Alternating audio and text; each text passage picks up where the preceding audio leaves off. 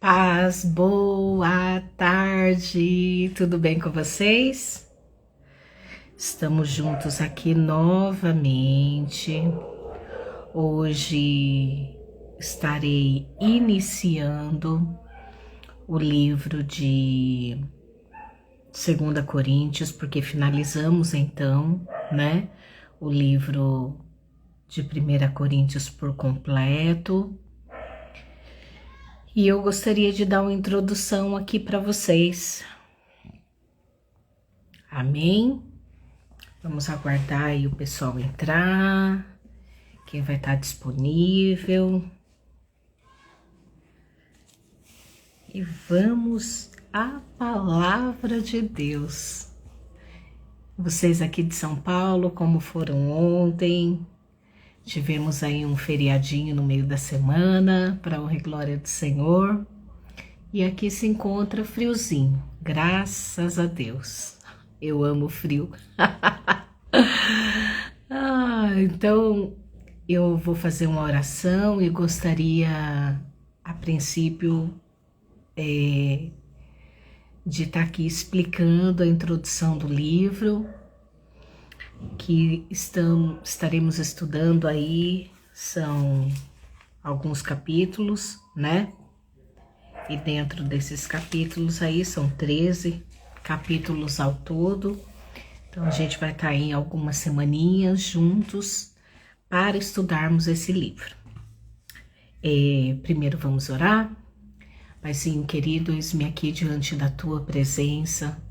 Pai, eu me coloco humildemente diante de ti, para trazer o ensino da tua palavra dentro da tua revelação, me colocando aqui plenamente em tuas mãos, para que o Senhor fale em mim, através de mim, dentro da tua palavra, dentro do teu querer, dentro da tua vontade. Assim, Espírito Santo, eu me rendo plenamente à tua direção. Usa-me conforme o teu querer e a tua vontade, em nome de Jesus. Amém. Na medida que eu estava estudando aqui o livro, eu li, né, aquela página que antecede, e aqui diz que o livro de 2 Coríntios foi um desafio de alguma forma para Paulo, porque ele era aquela pessoa que estava sempre disposta a orientar as pessoas dentro de uma questão, dentro de um problema. E na primeira carta de Coríntios, Paulo ali, ele até faz uma reflexão dentro de todos os problemas que a igreja de Corinto apresentava. Então ele era até brando, com uma certa, né, com autoridade, mas falando ali de uma forma mais branda, de uma forma mais calma. E aí aqui diz a introdução que o apóstolo Paulo, ele trazia então dentro dessas correspondências, que são as cartas as quais ele escreveu, né? E ele era ali uma fonte repleta de bênção, de conhecimento, né? Da graça de Deus, para que a igreja de Corinto funcionasse, né? Tivesse ali dentro daquilo que era o propósito de Deus. Agora, nessa carta aqui em específico, aos cristãos de Corinto, foi um ataque à liderança do apóstolo Paulo, né? Porque o apóstolo Paulo, ele estava sempre ali de forma muito direta, de forma muito clara, apontando os erros da igreja, apontando o que eles deveriam fazer, a forma como eles deveriam tratar dos assuntos que surgiam diante da igreja. E aí Paulo aqui, ele, de alguma forma, o fato dele ter sido firme, com autoridade, né, ele estava certo daquilo que ele falava, o povo da igreja de Corinto ali começaram a não querer mais ouvi-lo, né? Aqui diz assim, ó, Paulo não mediu as palavras, ele escreveu com autoridade, confiante de um pastor que entende os caminhos pelos quais se opera a salvação de Deus, o tipo de comunidade que surge como resultado. Algumas das coisas que foram ditas eram de fato difíceis de ouvir e reconhecer, então eles se rebelaram contra a autoridade de Paulo, acusaram-no de incoerências, impugnaram seus motivos, questionaram suas credenciais, mas não apresentaram nenhum argumento contra o que ele escreveu. Apenas negaram ao apóstolo o direito de dizer a eles o que fazer. Por isso, Paulo, ele fez o quê? Ele foi forçado a defender a sua liderança. E aqui diz que, depois de relembrar uns poucos detalhes da primeira carta, ele encarou o desafio e mostrou como deve ser a verdadeira natureza da liderança numa comunidade cristã. Aí aqui ele fala que a liderança é necessariamente um exercício de autoridade, por isso facilmente se torna um exercício de poder.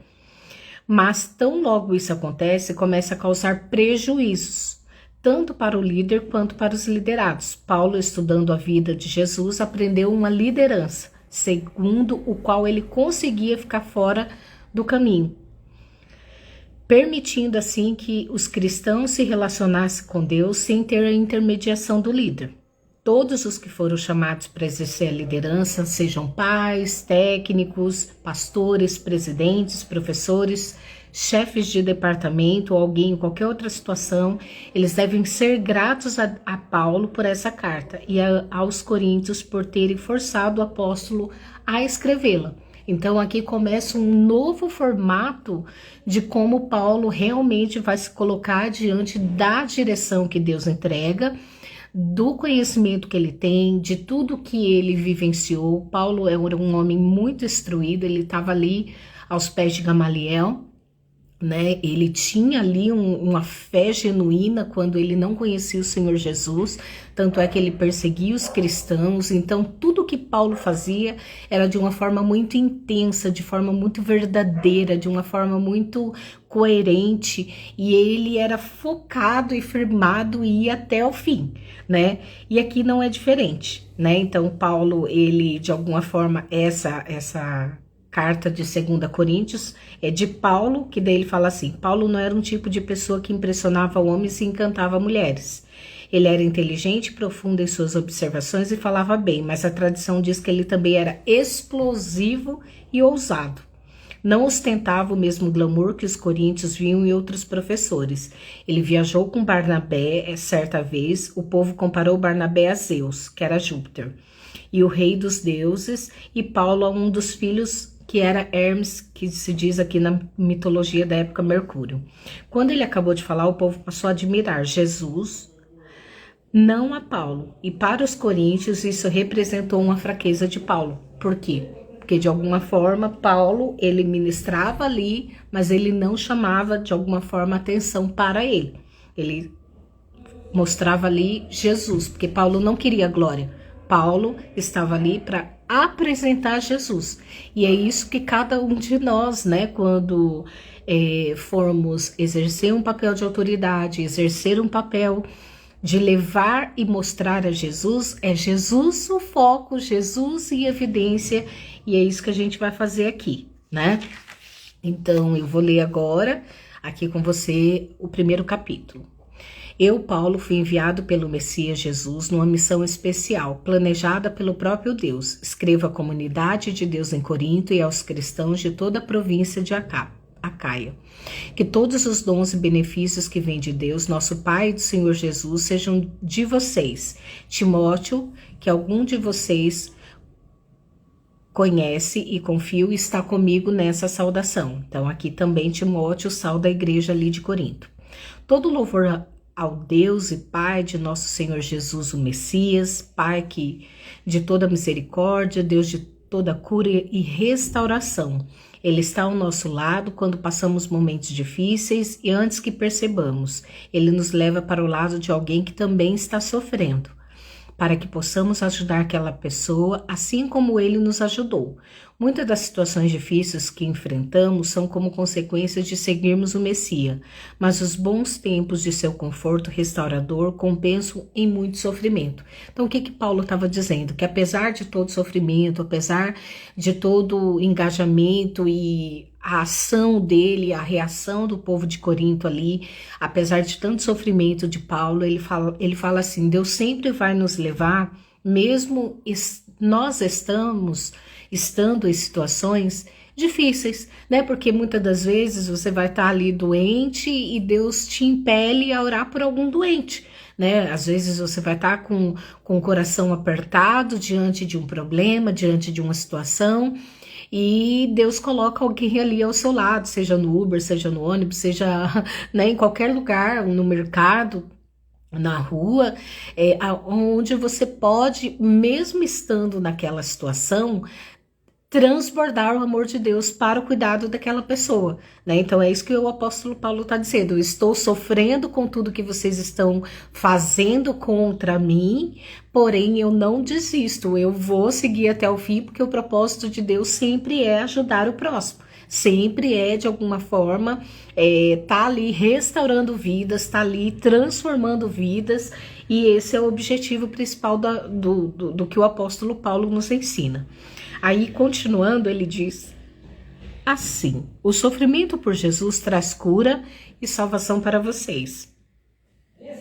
Se somos bem tratados, recebendo ajuda ou uma palavra de encorajamento, isso também coopera para o benefício de vocês, incentivando-os a prosseguir, e os momentos difíceis de vocês são os nossos momentos difíceis. Quando percebemos que estão dispostos a suportar os momentos difíceis e também a desfrutar momentos agradáveis, sabemos que vocês vão conseguir. Ou seja, Paulo está dizendo, não importa o quão difícil seja, não importa a maneira que você se encontra. Paulo está dizendo, vamos sempre estar encorajando, vamos encorajar para que todos nós, em benefício de Jesus, em benefício daquilo que vai acontecer, a pessoa de alguma forma esteja aí sendo acolhida, acudida, assistida pela sua vida dentro do propósito de Deus. Aí ele fala, amigos, não queremos que vocês continuem sem saber como foi difícil passar pelo que nos aconteceu na província de Ásia. Foi tão difícil que chegamos a pensar que era o fim. Então Paulo está dizendo ali que a viagem para a Ásia foi tão difícil que ele achou que ia ser o fim, ia morrer, ia acabar com tudo. Mas a gente não caminha pelas circunstâncias, a gente caminha pelo propósito, a gente caminha pela fé. E aí aqui ele diz assim, sentíamos como se nos tivessem mandado para o corredor da morte, que para nós tudo estava acabado. Mas quando tudo passou, foi a melhor coisa que nos poderia ter acontecido. Em vez de confiar em nossa força ou em nossa capacidade de nos salvar, fomos forçados a confiar totalmente em Deus, uma ideia nada má, considerando que Ele é o Deus que ressuscita os mortos. E Ele o fez resgatando-nos da destruição certa. Então aqui Paulo estava dizendo assim, aquilo que a gente achava que estávamos sendo levados para o corredor da morte, dentro do processo, dentro daquilo que Deus havia pedido a Paulo ali para executar na província da Ásia, ele achou que era o fim. E quantas vezes eu e você, diante de um problema, diante de uma situação, achamos que é o fim? Achamos que, meu Deus, agora essa luta vem realmente, agora eu morro. Agora não dá mais, agora eu vou desistir, porque meu Pai eterno é fora da casinha, né? Quantas vezes eu e você passamos por isso? Quantas vezes eu e você temos essa compreensão de entender que a luta, o processo, as dificuldades que eu e você passamos é para o fim das nossas vidas. Só que aqui o apóstolo Paulo, ele disse o seguinte, que aquilo que ele achava que ia matá-lo, o fortaleceu, né? E que aquela experiência vivenciada trouxe para eles o quê? Um encorajamento de continuar, um encorajamento de prosseguir, né? Aí aqui ele continua, e ele fará tudo de novo. Nos resgatará quantas vezes forem necessárias. Aqui o próprio Deus dizendo, diante da situação adversa que eu e você podemos passar, como o apóstolo Paulo passou aqui. Aí ele diz assim, vocês e suas orações são parte da operação de resgate. Também não quero que vocês fiquem na ignorância sobre essa questão. Agora mesmo posso ver os rostos da comunidade, erguidos em louvor pelo livramento que Deus nos deu, um resgate em que a oração tem um papel fundamental. Então, o que Paulo está dizendo aqui? Em meio à dificuldade, em meio ao problema, em meio à prova que você está passando, em meio à tribulação, em meio à angústia, em meio à dor, em meio ao caos, ore. A oração é primordial diante desse momento o qual você está passando, né? Que o que sustentou eles aqui foi a oração. Agora que o pior já passou, temos a alegria de informar que saímos de tudo isso com a consciência e a fé intactas. E podemos encarar o mundo. Mais importante, estar de cabeça erguida diante de vocês, mas isso não foi resultado de manobras da nossa parte. Então aqui Paulo está dizendo que dependente da situação, toda manobra foi aí obra de Deus, obra do Senhor estabelecendo estratégias para eles saírem daquela situação. Aí ele diz aqui, foi Deus que nos manteve voltados para Ele o tempo todo. Ou seja, aqui ele estava em oração, diante de uma situação de morte, diante de uma situação difícil. E o fato deles orarem a Deus foi a resposta de Deus de agir ali na vida deles, ouvindo a oração, que os fortaleceram. Aí aqui ele continua. Foi Deus que nos manteve voltados para Ele o tempo todo. Não tente ler nas entrelinhas, nem procure alguma mensagem subliminar na carta. Estamos falando a verdade de modo claro e sem rodeios, na esperança de que vocês sejam um quadro todo tão bem como viram alguns detalhes. Então aqui Paulo está dizendo, veja tudo, veja todo o contexto. Porque da mesma forma que houve luta, houve também vitória. Da mesma forma que houve tribulação, através da oração o Senhor nos sustentou e nos deu estratégia para continuar a caminhada. E aí ele diz assim... queremos que vocês se orgulhem de nós tanto quanto nos orgulhamos de vocês quando estamos juntos perante o Senhor Jesus Cristo. Certo, da boa comida, da boa acolhida por parte de vocês, eu havia planejado 2 visitas. Passar aí o caminho da província da Macedônia e outra vez na viagem de retorno. Então poderíamos fazer uma festa de despedida quando vocês nos enviassem para a Judéia. Esse era o plano. Então o apóstolo Paulo está dizendo que aqui de alguma forma... ele tinha esse propósito. Agora, vocês me acusam de ser descuidadoso com minhas promessas porque o plano não se cumpriu. Porque o plano não se cumpriu? Aí Paulo questiona aqui, né? Acham que tenho 2 palavras? Um sim volúvel no momento e um não volúvel no momento seguinte? Pois bem, vocês estão errados. Tento ser tão verdadeiro com minha palavra quanto Deus é com a dele. Nossa palavra a vocês não foi um sim, descuidado, anulado por um não indiferente. Como poderia ser quando Silas, Timóteo e eu proclamamos o Filho de Deus entre vocês tiveram de escolher entre um sim e um não?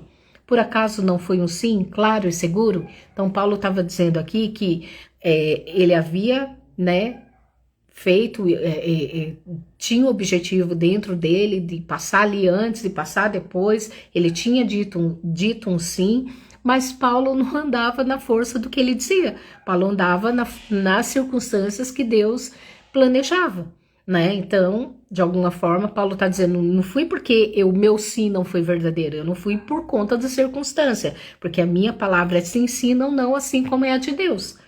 Aí aqui ele diz assim, seja o que for que Deus prometeu, tem a marca do sim de Jesus. Nele, isso é o que pregamos e oramos. O grande amém, o sim de Deus e também o nosso sim, inequívoco.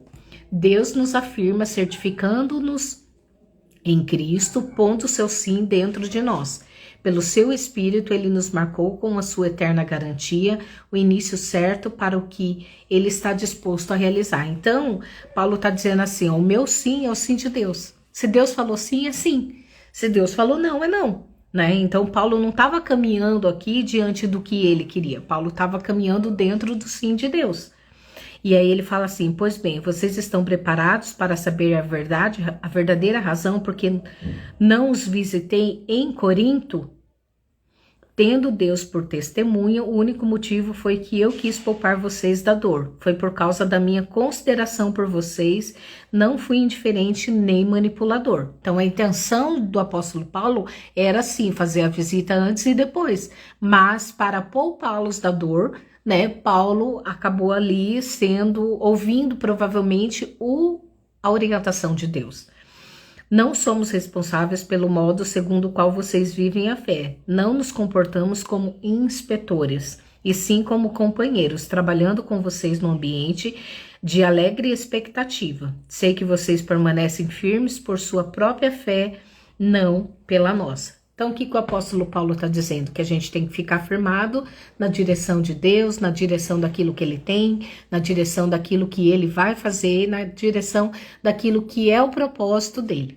Amém? Eu acredito que ficou muito claro, é uma palavra bem direta, uma palavra, a mensagem a qual eu leio para vocês é uma Bíblia de uma forma muito clara, sem muito... é direta, né? A palavra é direta. Então, aqui Paulo está dizendo que, de alguma forma, ele caminha na direção de Deus e não em si mesmo, e é isso que a gente tem que levar para as nossas vidas, sabendo que toda luta, que toda tribulação, que toda situação adversa vai nos levar em obediência, para um crescimento maior. Então, que eu e você estejamos glorificando, sendo gratos a Deus por tudo que passamos, porque a Bíblia diz que tudo contribui para o bem daqueles que amam a Deus. Amém? Vamos orar? Paizinho querido, muito obrigada por essa palavra, muito obrigada pelo teu sim, obrigada pelo teu não, obrigada pelas dificuldades, obrigada pelos processos, obrigada, Pai, por tudo que o Senhor fez e fará em nossas vidas, assim como foi na igreja de Corinto, assim como foi na vida do apóstolo Paulo, na vida de Timóteo, e assim, Pai, estamos firmados em Ti, diante da Tua presença, do Teu amor, que possamos estar firmados em oração, clamando a Ti o tempo todo, diante das adversidades as quais enfrentamos, e que o Senhor venha nos conduzir, Senhor, mediante aquilo que é a Tua vontade e o Teu querer para o Teu propósito. Assim eu Te louvo, assim eu Te glorifico e Te exalto em nome de Jesus. Amém. Então, que Deus te abençoe, que você possa refletir sobre essa palavra e ela traga refrigério e encorajamento para a tua vida. Aqui segue o canal para você curtir, compartilhar, encaminhar. Vamos semear juntos a palavra, vamos semear aquilo que o Senhor tem colocado em nossos corações e nos ensinado. Amém? Então Deus te abençoe e até amanhã, se Deus quiser.